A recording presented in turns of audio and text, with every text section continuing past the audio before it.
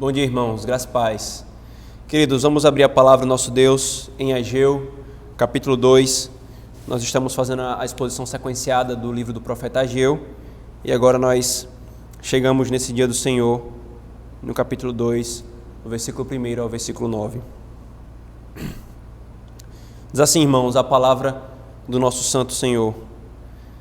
No segundo mês do ano do rei Dario, no sétimo mês, no segundo ano do rei Dario, no sétimo mês, ao 21º do mês, veio a palavra do Senhor por intermédio do profeta Ageu, dizendo: Fala agora a Zorobabel, filho de Salatiel, governador de Judá, e a Josué, filho de Zosadaque, o sumo sacerdote, e ao resto do povo, dizendo: Quem dentre vós que tenha sobrevivido contemplou esta casa na sua primeira glória?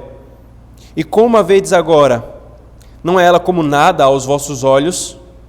Ora, pois ser forte, Zorobabel, diz o Senhor, e ser forte, Josué, filho de Zosadaque, o sumo sacerdote, e tu, todo o povo da Judá, da terra, ser forte, diz o Senhor, e trabalhai porque eu sou convosco, diz o Senhor dos exércitos. Segundo a palavra da aliança que fiz convosco quando saístes do Egito, o meu espírito habita no meio de vós, não temais. Pois assim diz o Senhor dos exércitos: ainda uma vez, dentro em pouco, farei abalar o céu, a terra, o mar e a terra seca. Farei abalar todas as nações, e as coisas preciosas de todas as nações virão, e encherei de glória esta casa, diz o Senhor dos exércitos. Minha é a prata, meu é o ouro, diz o Senhor dos exércitos. A glória desta última casa será maior do que a da primeira, diz o Senhor dos exércitos. E neste lugar darei a paz, diz o Senhor dos exércitos. Amém, irmãos. Vamos orar mais uma vez. Ou melhor, vamos orar pedindo a bênção do Senhor sobre nós.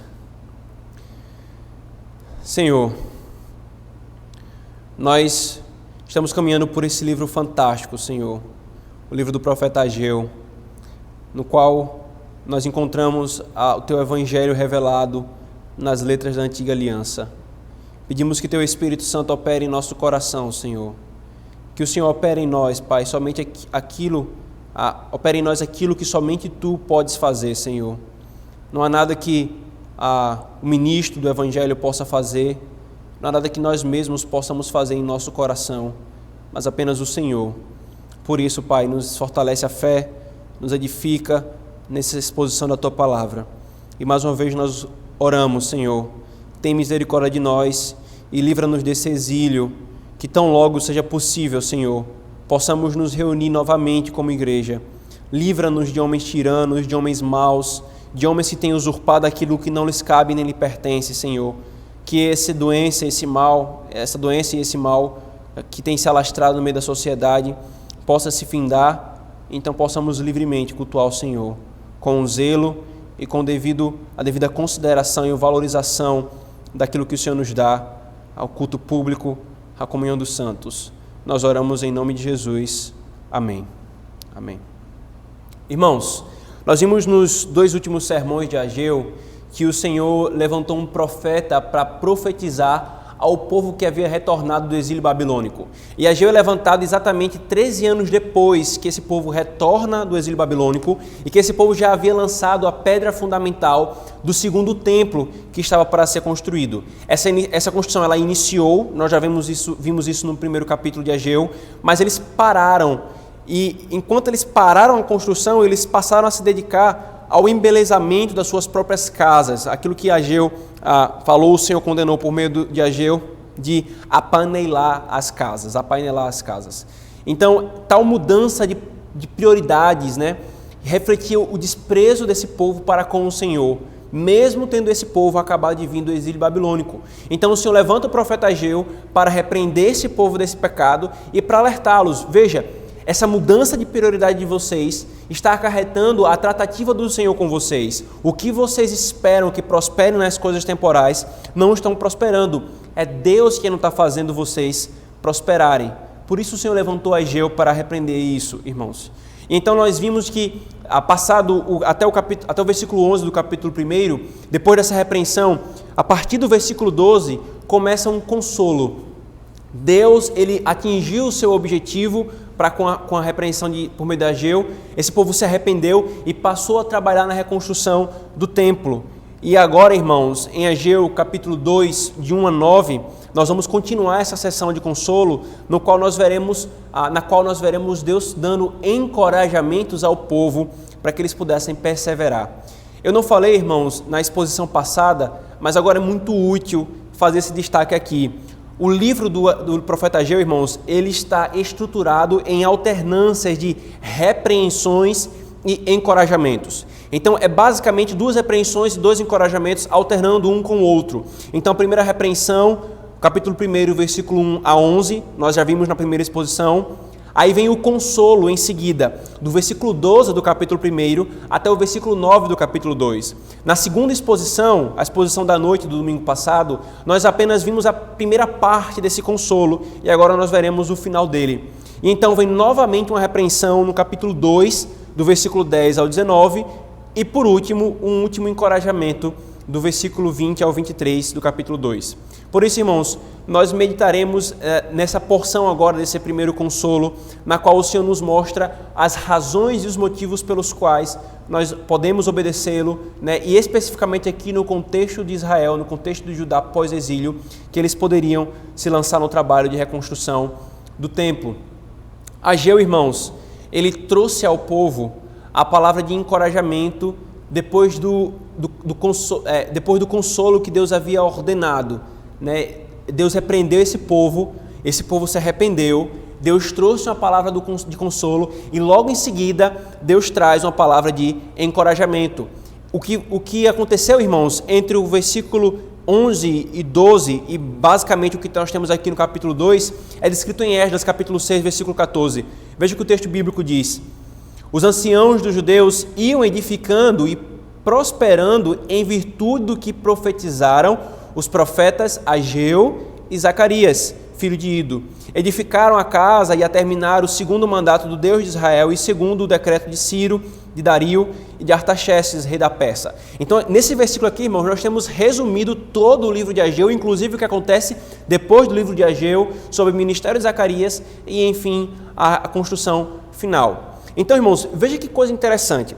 Ageu 1:1 começa assim: no segundo ano do rei Dario, no 6º mês, e aí o texto continua.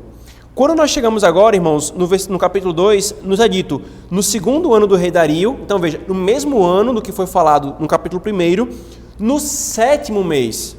No 7º mês. Apenas um mês de diferença, irmãos, entre a repreensão e o arrependimento do povo e novamente Deus levantando o profeta Ageu, agora não mais para repreender, ou por enquanto não para repreendê-los, mas para encorajá-los.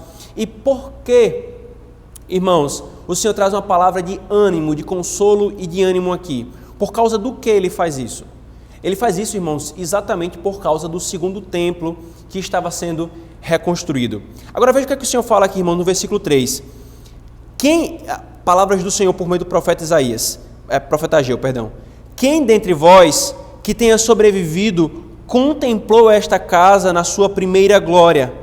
Ou como a vede agora?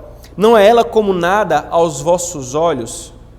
Irmãos, Deus começa fazendo uma série de perguntas para esse povo que eles sabiam a resposta. Na verdade, como nós vimos na exposição anterior, em Esdras 3, 10, versículo 10 em diante, o povo já havia externado exatamente esse sentimento que o Senhor está levantando aqui. O povo viu a pedra sendo lançada enquanto um grupo de judeus que haviam nascido no exílio gritavam e choravam de alegria porque ouviram os seus pais falando do templo de Jerusalém e agora estavam vendo o templo sendo reconstruído. Enquanto isso, alguns que testemunharam o primeiro templo choravam de tristeza diante do que esse segundo templo era em relação ao primeiro templo. A glória, irmãos, que o Senhor se refere aqui, a glória da primeira casa, ou seja, contemplou esta casa na sua primeira glória. Essa glória, irmãos, que o Senhor está se referindo aqui, era exatamente o templo que fora construído sob a direção e a liderança do reinado de Salomão. Só para os irmãos terem ideia do que se refere a essa glória externa que o Senhor está se referindo aqui, veja em 2 Crônicas 3, do 3 ao 4. Acompanhe, por favor, a leitura do texto que diz: Os alicerces que Salomão lançou para o templo de Deus tinham 27 metros de comprimento e 9 metros de largura, pela medida antiga. O pórtico da entrada do templo tinha 9 metros de largura e 9 metros de altura. Ele revestiu de ouro puro o seu interior. Irmãos, veja que construção majestosa. Se não bastasse, irmãos, as dimensões inimagináveis, o que nós temos aqui, o que o texto continua descrevendo, é que praticamente tudo era revestido de ouro. Tudo era revestido de ouro. Irmãos, era muito glorioso tal templo que foi construído por Salomão. Foi construído na era de maior riqueza de Israel e de prosperidade material do povo de Deus. Agora, irmãos, Israel, que acabara de passar por um exílio, pela disciplina do Senhor, estava construindo o segundo templo. E nem de longe era tão pomposo quanto o primeiro, ao ponto de, como nós já falamos, os que conheciam o primeiro templo chorarem, não de alegria, mas de tristeza. Eles, irmãos, não poderiam edificar um templo agora como Salomão edificou, tão grande, tão majestoso, tão suntuoso, o templo como foi feito no passado. A glória desta casa, em comparação com a glória da primeira casa, era como nada. Era como nada. Então, irmãos, aqui, Deus vem consolar e animar ao povo falando algo que parece diferente da realidade. Parece diferente de tudo que nós temos visto até aqui. E explicando o porquê de que a segunda casa estava sendo o que ela estava sendo. O porquê dela ser o que ela estava sendo. E tudo isso tem a ver, irmãos, com o que nós vimos na primeira exposição acerca da teologia bíblica do templo, em Ageu 1, de 1 a 11, que fora a razão da indignação do Senhor. O Senhor repete, irmãos, o versículo 4, veja, o Senhor repete 3 vezes, uma vez para cada um dos grupos ou pessoas que Deus tem se direcionado aqui no livro do profeta Ageu. Ele repete 3 vezes, ser forte.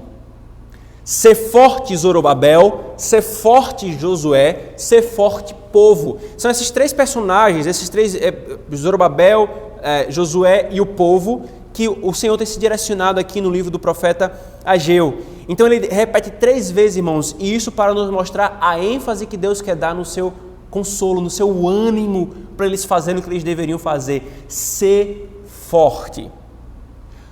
Porém, irmãos, o nosso Deus, ele é tão bondoso e tão gracioso que ele não apenas diz, ser forte, e então se vire para ser forte. Não, ele diz ser forte e diz o porquê e o que deve nos encorajar para sermos fortes e fazermos o que ele tem ordenado. Ele ordena, ele exorta, encoraja e dá razões mais do que suficientes para isso. Então, irmãos, o texto está dividido exatamente em 3 encorajamentos. 3 encorajamentos que o Senhor dá ao povo para que eles construíssem o templo, apesar do que estava acontecendo, do contraste entre o primeiro templo e esse segundo templo. Queridos, e pela extensão final que a exposição ficou quando eu terminei de preparar o sermão, nós veremos então o primeiro encorajamento agora pela manhã, e à noite nós veremos os 2 últimos, né? Então, por isso, o exercício devocional, essa mesma exposição que você está vendo agora, né, será cortada, mas ela será postada completa no canal da nossa igreja, nesse contexto de isolamento social, para os irmãos que, pela ocasião, nós não estarmos cultuando juntos, cultuando ao Senhor. Então, vejamos o primeiro encorajamento, irmãos, do versículo 4b e o versículo 5.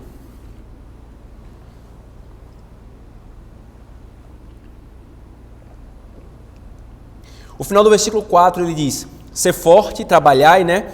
Então, porque eu sou convosco, diz o Senhor dos Exércitos, segundo a palavra da aliança que fiz convosco, quando saíste do Egito, o meu Espírito habita no meio de vós, não temais.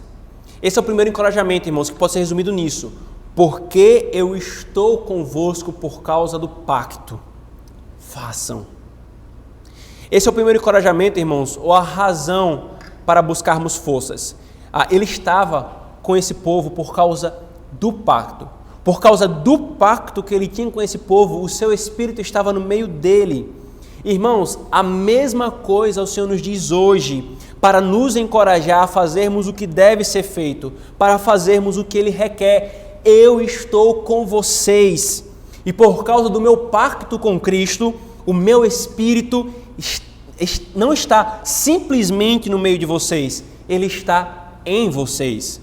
E aqui, irmãos, está o grande contraste entre a antiga aliança e a nova aliança. Mas o princípio do encorajamento é o mesmo, irmãos. O Senhor está com o povo, é um dos sinais de maiores favores que Deus pode dar a um homem, a um povo. Queridos, isso nos é mostrado de capa a capa da Escritura Sagrada. Êxodo capítulo 33, versículo 34, quando o povo pecou contra o Senhor, no capítulo 32, produzindo uma imagem de Deus, um bezerro de ouro por meio do qual eles iriam adorar a Deus, representando a Deus, o Deus que os tirou do Egito. Quando eles fizeram isso e o Senhor quis exterminar esse povo, e com o propósito de mostrar que esse povo precisava de um mediador, Moisés intercede em favor desse povo, então esse povo é perdoado, ou melhor, é perdoado e não é destruído. E então Deus vai e continua na sua revelação nos ensinando coisas importantes ainda. Ele diz: Moisés, eu vou dar a terra para esse povo, eu vou cumprir esse aspecto externo do que eu prometi, mas eu não vou com esse povo. Então Moisés se desespera diante do Senhor e fala: Senhor, não nos faça isso se o Senhor não for conosco. Qual é a diferença que há entre nós e os demais povos e as demais nações? Não é ter uma terra que emana leite e mel, não é a prosperidade material, é o Senhor estar conosco. Se o Senhor não for conosco, não nos deixe subir. O que é que o Senhor está nos ensinando, irmãos? A minha presença no meio da igreja é o que é de mais importante, é o que é de mais valioso. Isso continua sendo repetido em todo o Pentateuco, irmãos. No Salmo 46, o que o salmista canta e o que nós cantamos quando cantamos esse salmo é que o Senhor está conosco aqui. Refúgio e fortaleza é o nosso Deus. Ainda que a terra trema, ainda que bradem os mares, o Senhor está com o seu povo. O Senhor está no meio do seu povo.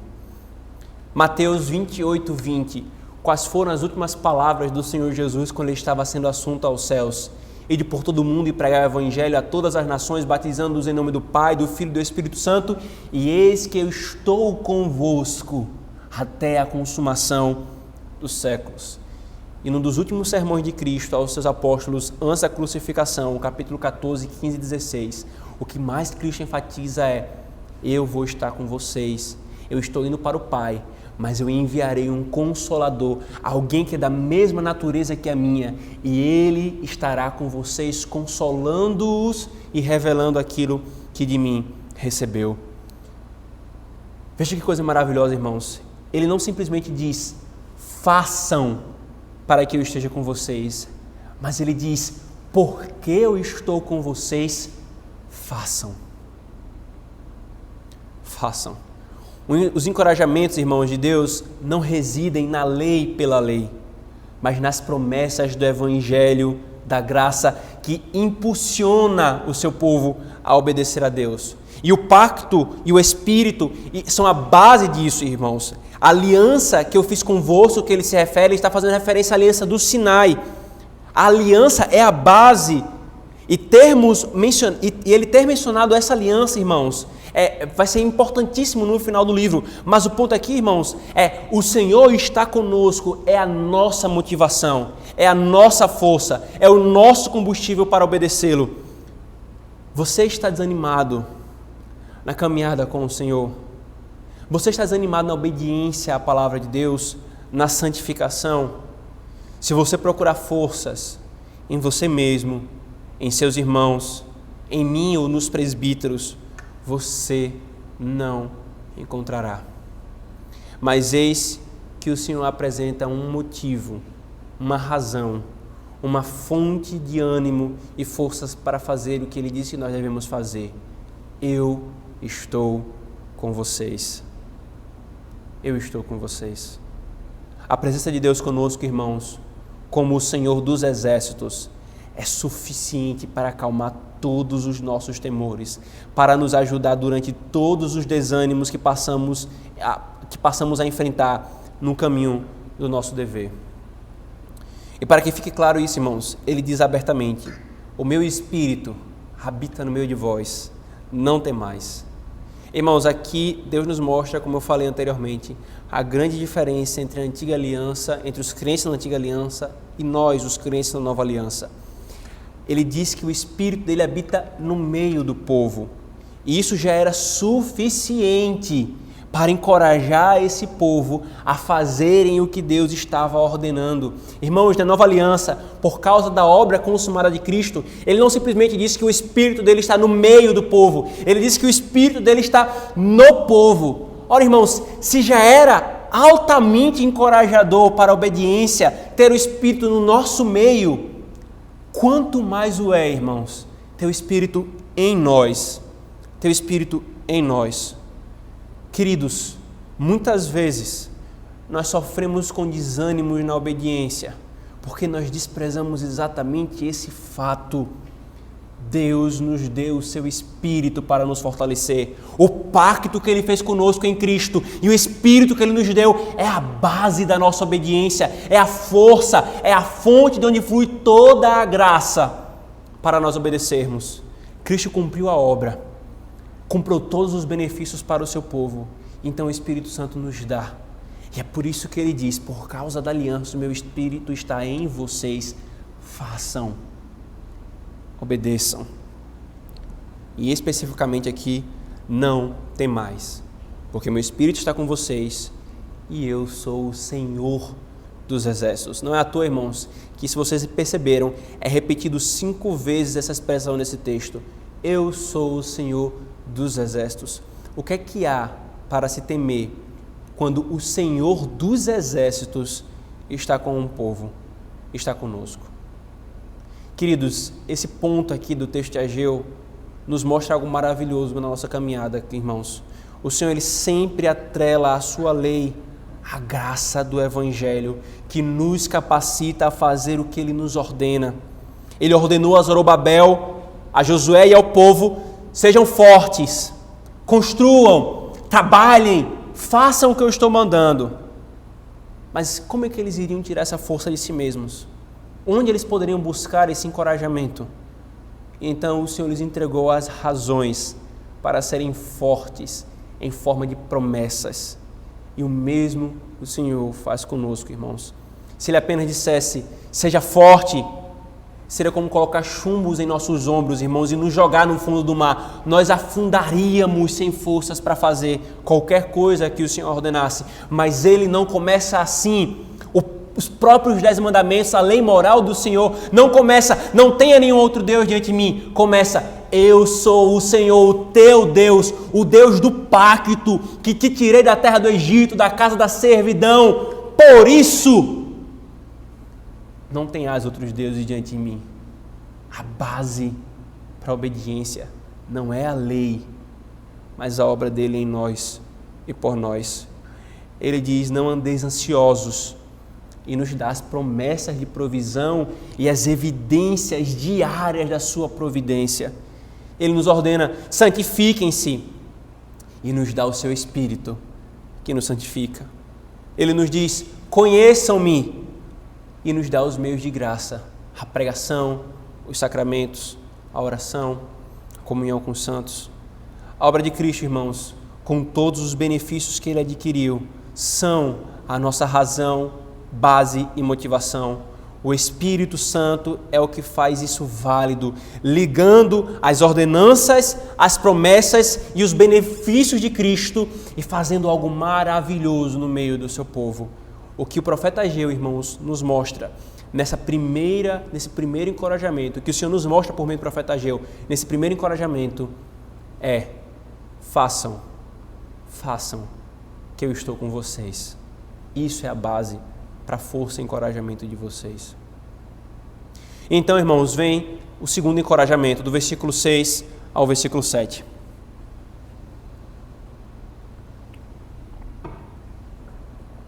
Ele diz: pois assim diz o Senhor dos Exércitos: Ainda uma vez, dentro em pouco, farei abalar o céu, a terra, o mar e a terra seca.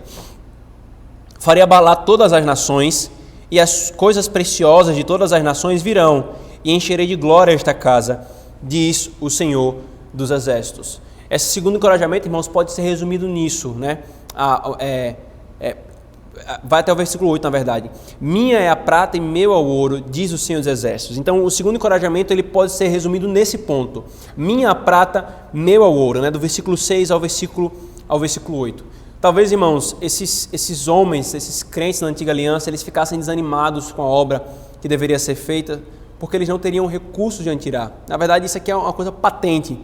Quando o rei Salomão ele construiu o primeiro templo, Israel estava em sua era áurea, em uma prosperidade ascendente. O rei mandou trazer os diversos e os melhores materiais das nações especializadas naqueles materiais. Foi muito dinheiro e recurso desprendido para isso. Agora, como construir isso? Como construir aquele templo glorioso de novo?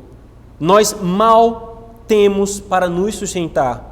Nós somos agora 2 tribos comparado com as 10 tribos que construíram o primeiro templo. Nós tínhamos escravos que nos serviam nisso. Agora somos apenas nós, e nós aqui somos escravos e servos de outras nações. Que desânimo, irmãos. Que desânimo tentar construir isso de novo. Por isso, o Senhor os lembra.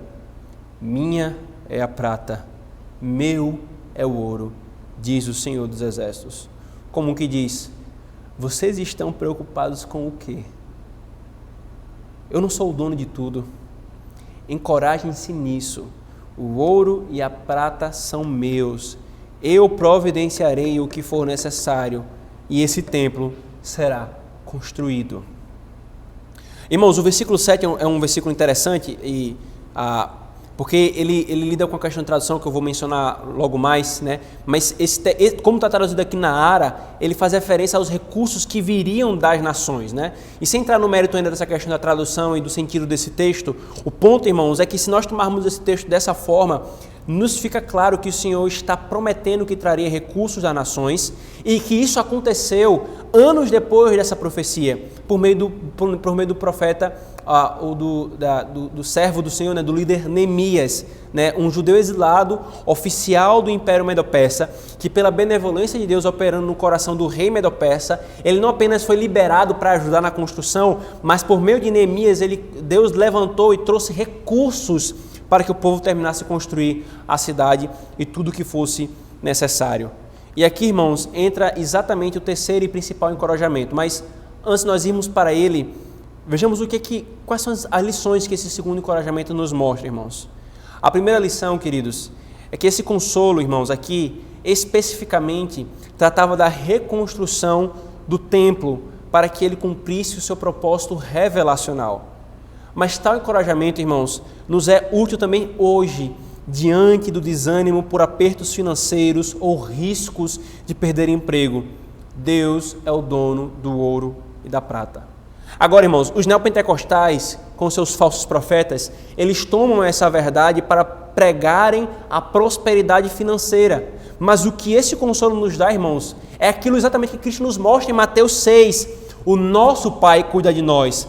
Pode apertar, mas não vai faltar. E se apertar, é porque Ele quer. Porque Ele é o dono de tudo.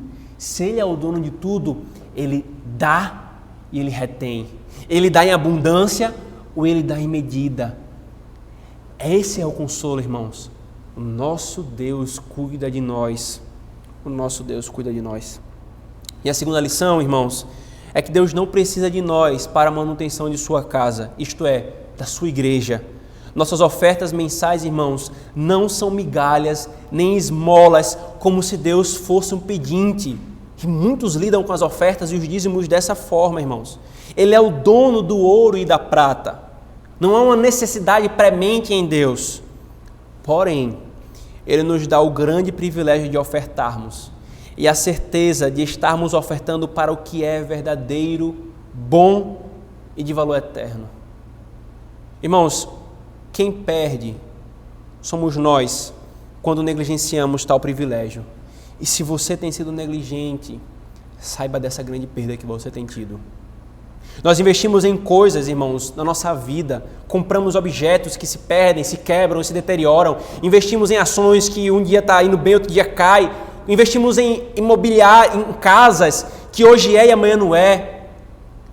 Mas por meio disso, irmãos, sendo o Senhor o dono do ouro e da prata, não precisando de nós, Ele nos convoca, nos dando um privilégio a investir aquilo que Ele nos dá em algo que é certo, em algo que é de valor eterno. Ofertar para a manutenção da Igreja de Cristo e o socorro dos necessitados nela é investir para a eternidade, é um investimento certo. Mas para que tenhamos certeza de que Ele não depende de nós, Ele diz, eu sou o dono do ouro e da prata. E para que fique claro, irmãos, o quão tolos somos nós, né? A nossa recusa e negligência nesse ponto, irmãos, chega a ser ridícula. Esses dias, nesse período de isolamento, né, por influência do irmão Paulo Pacheco aqui da nossa igreja, Thomas ele passou a ser um admirador de motos. Ele não pode ver uma moto que ele já fica apontando para ela, falando do capacete e tal. Então nós compramos uma moto para ele desmontável, uma moto fantástica, irmãos. Até eu gosto de brincar com essa moto. Então ele ficou muito animado, muito feliz e brincou e no outro dia brinca de novo e todos os dias está brincando desde que a gente comprou. E numa determinada situação eu quis pegar a moto para brincar com ele, eu percebi ele gritando contra mim.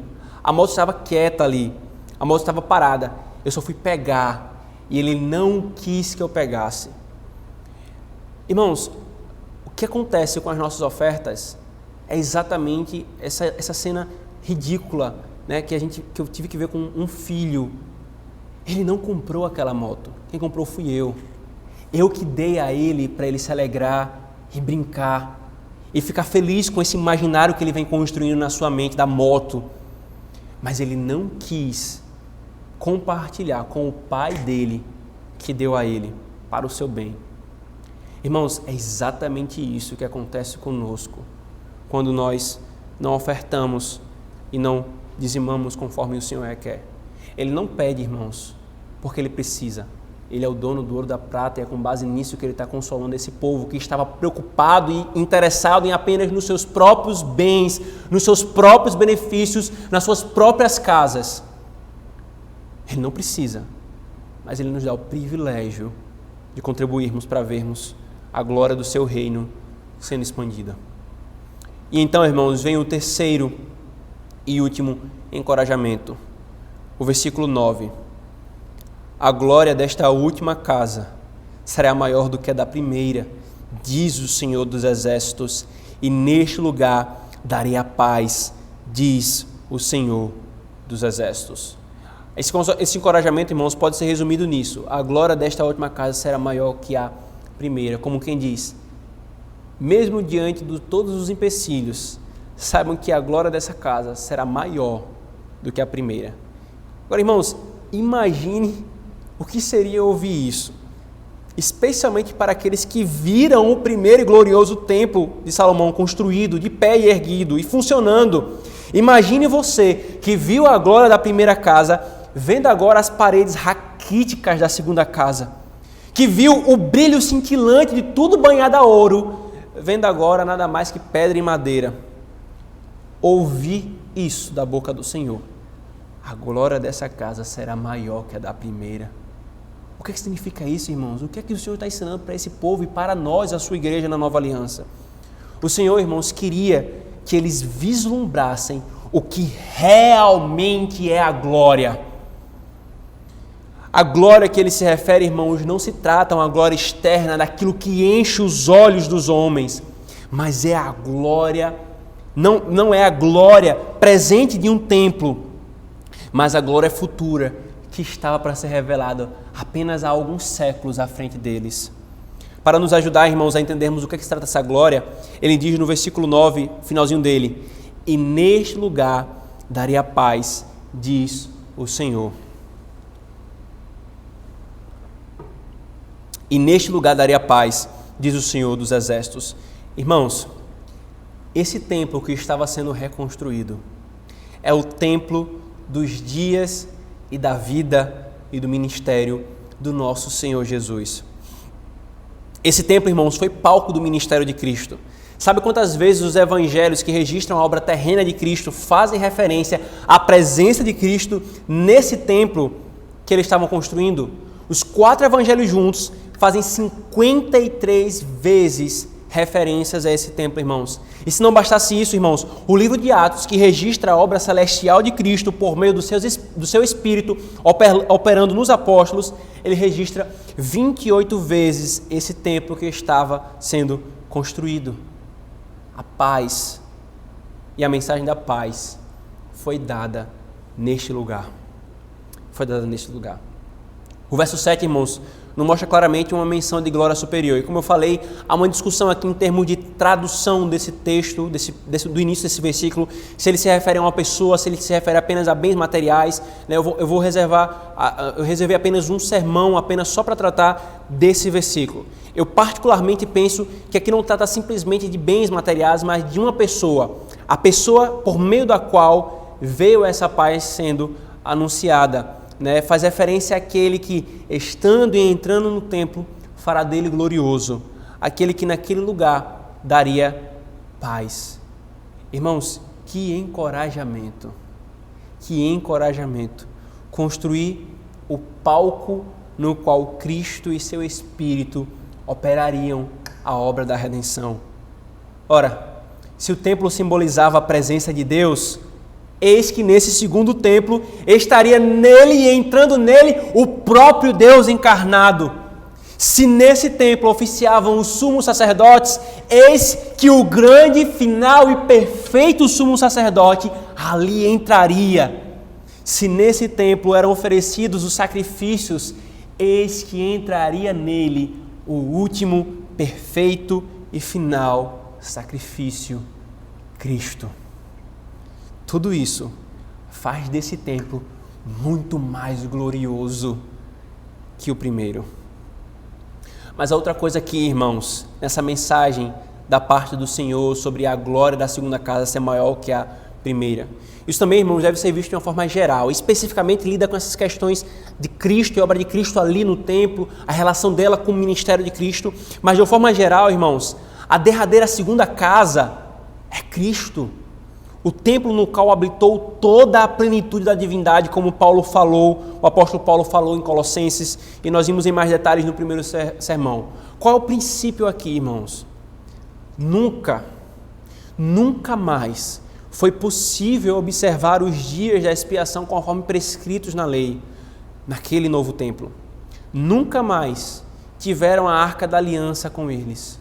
Eles construíram o templo, mas a Shekinah, a visível presença de Deus, não desceu como desceu na primeira situação.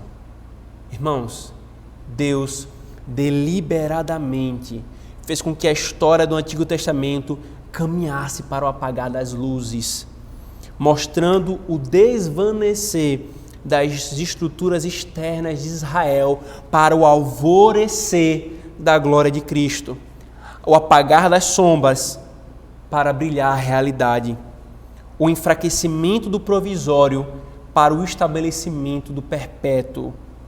Ou seja, irmãos, esse segundo templo seria externamente menor, menos suntuoso, menos expressivo, menos rico de propósito.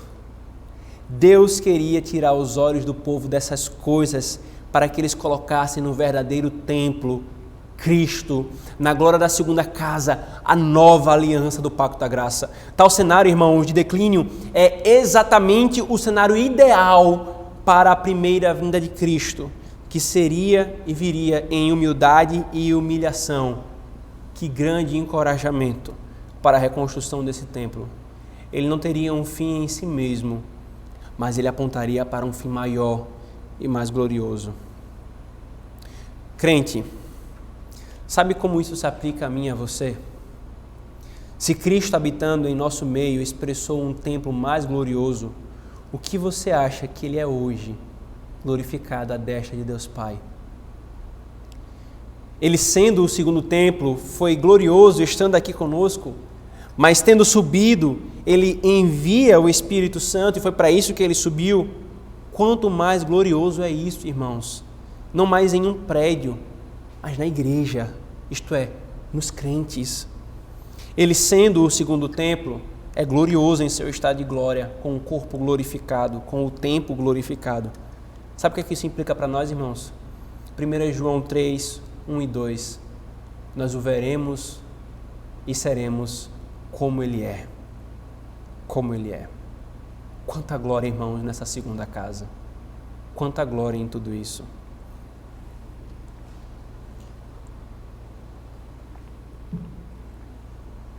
Aqui também, irmãos, algumas aplicações práticas para como a igreja, como nós devemos lidar com essa questão do prédio, da estrutura onde nós nos reunimos. Irmãos, é possível ver, é comum infelizmente ver isso, o mau uso que igrejas fazem desse versículo. A glória da segunda casa será maior que a primeira, se referindo à construção de templos, à construção de prédios onde a igreja vai se reunir. Isso, irmãos, é uma diminuição da glória do Evangelho nele anunciado. Queridos, rios e rios de dinheiro dos dízimos e ofertas, devolvidos pelo povo de Deus com tanto esforço, são derramados em cimento e argamassa, chamados de templo. Quando o verdadeiro templo, a igreja, os crentes e os necessitados entre elas são desprezados muitas vezes. Os seminaristas não são sustentados e missionários passam dificuldades e ministros e suas famílias passam necessidades. Irmãos, não é incomum encontrar isso. Enquanto há rios de dinheiro sendo derramados aqui, do outro lado próximo, a carência, a falta de necessidade nas coisas verdadeiramente essenciais. Aliás, irmãos, terrivelmente, muitos procuram igrejas para se congregar com base nisso. Se a igreja tem uma estrutura física fantástica, se é badalada, se é cheia, se tem isso, se tem aquilo outro, coisas externas. Não se realmente a palavra ali é pregada e o rebanho é efetivamente pastoreado.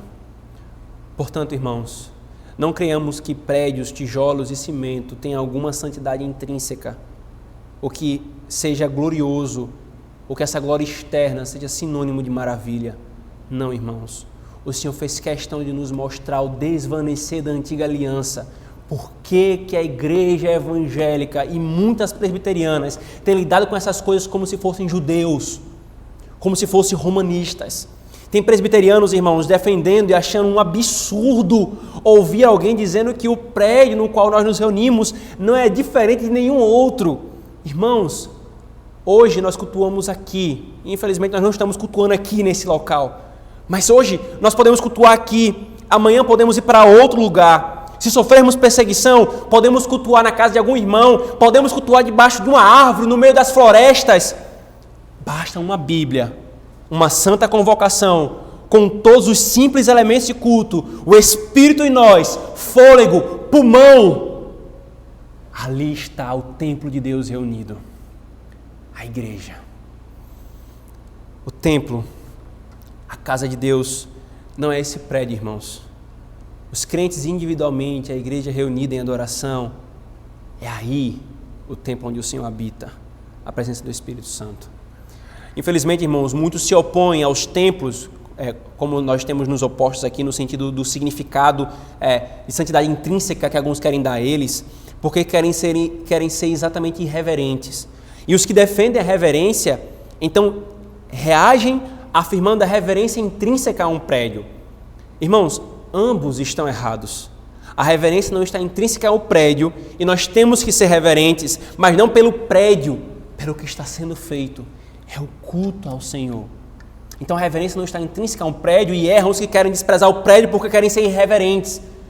Mas o culto a Deus, a igreja reunida, chama o seu povo à reverência para o que está sendo feito ali. Por não ter uma boa teologia bíblica, muitas igrejas caem em um terrível engano. Elas são apegadas à pompa externa, ao embelezamento de prédios, à manutenção de utensílios judaicos dentro do local de culto, candelabro, etc. Tal anúncio de Ageu, a glória da segunda casa será maior que a primeira, é para mostrar exatamente o desvanecer de tudo isso, irmãos. Esse templo que foi construído aqui, no período de Ageu, foi destruído no ano 70 depois de Cristo, selando exatamente o desvanecer de tudo isso. E no lugar, irmãos, onde esse templo foi construído, hoje há uma das maiores mesquitas muçulmanas. Como o pastor Samuel Vitalino disse, falando sobre esse fato e expondo esse texto, ele falou: será que a promessa de Deus falhou? Não, queridos, muito ao contrário, ele diz. A promessa de Deus de que a glória da segunda casa seria mais extraordinária era porque na desvanecência, na diminuição, no minguar de uma glória externa, algo muito mais precioso, muito mais glorioso estava nascendo. Quando Cristo, irmãos, o verdadeiro templo, foi destruído e reconstruído em 3 dias, tudo que era externalismo na antiga aliança, bem como esse apego a prédios e ornamentos, foi abolido. O seu propósito foi cumprido. Ele mesmo aponta para esse fato, irmãos, em João capítulo 2, dizendo que o seu corpo era o templo. Por que então, irmãos, muitos ainda lidam com tais coisas de uma forma mística, de uma forma muitas vezes até supersticiosa? A glória da nova aliança, irmãos, está na simplicidade, está na administração do pacto da graça, pela pregação e pelos sacramentos. Não está em utensílios, vestimentas sacerdotais, candelabros, ou melhor, calendários litúrgicos, cultos arrojados. Não, irmãos, mas em um homem expondo a palavra, um pouco de água sendo aspergida em nome da Trindade, e pão e vinho sendo distribuídos para os crentes. Simplicidade, para que a glória de Cristo cresça em tudo isso. É exatamente, irmãos, pela procura desse externalismo que a igreja evangélica tem alimentado, que por causa desse espírito que não entendeu a simplicidade externa do evangelho, na nova aliança do Pacto da Graça, é que muitos evangélicos têm se voltado para o romanismo, com toda a pompa externa, ou para as invenções neopentecostais, que no fundo têm a mesma fonte, embora fluem de leitos diferentes. É o apego às coisas externas, à glória externa. A glória da primeira casa era maravilhosa externamente, mas a glória da segunda casa é raquítica externamente, mas é muito mais gloriosa, muito mais poderosa, muito mais vigorante, irmãos. E nós temos que nutrir essa crença em nosso coração com todas as forças, queridos. Quando a pregação está sendo pregada, quando a palavra está sendo pregada e a pregação está sendo proferida, não é um simples discurso religioso, é a palavra poderosa do Senhor sendo exposta. Quando o pão está sendo partido diante dos nossos olhos, não é simplesmente um pão sendo partido, mas é aquilo que ele aponta, a presença real e espiritual de Cristo nos comunicando graça. Irmãos, é muito mais glorioso do que qualquer coisa que encha os nossos olhos. Glória a Deus, queridos, pois a glória do segundo templo esteve entre nós. Ele agora habita nos crentes. E essa igreja, os crentes, agora é o seu templo. Aguardamos o dia em que essa primeira casa, essa primeira casa será substituída por uma segunda muito mais gloriosa na ressurreição. Que Deus nos abençoe, irmãos, e miremos os nossos olhos naquilo que Deus requer de nós. Amém. Oremos.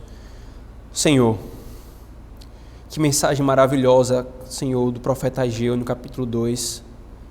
Pai, que encorajamento para esse povo na antiga aliança e para nós hoje, Senhor. Nos dá, Senhor, força para fazermos aquilo que o Senhor requer de nós. Nos dá o vigor, Senhor, para servirmos a Ti. Que os nossos olhos estejam na verdadeira glória e não na glória de coisas externas. Que nós administremos, Senhor, o Teu povo, nós, os presbíteros, com as prioridades e os princípios corretos, Senhor, não com externalismo ou coisas insignificantes e passageiras. Tem misericórdia da Tua igreja, Senhor. Nós oramos, clamando desesperadamente, Senhor, por favor, que nós possamos desfrutar novamente das coisas que dizem respeito à glória da segunda casa, Senhor. Nos devolve, Pai, os meios de graça, nos devolve o culto, nos devolve a comunhão, nos devolve o ouvir o assindos do Senhor dentro do contexto do diálogo pactual, diante da Tua santa convocação, Senhor, no Teu santo dia. Esses dias do Senhor, Pai, não devem ser menos santificados nesse contexto de isolamento, mas que grande lacuna nossa alma sente, Senhor, pela falta do culto. Que grande prejuízo, Senhor, nós tememos que isso possa trazer para os nossos filhos, Senhor. Por favor, Senhor, nos devolve o culto, Senhor. Tem misericórdia de nós. Nós oramos em nome de Jesus. Amém.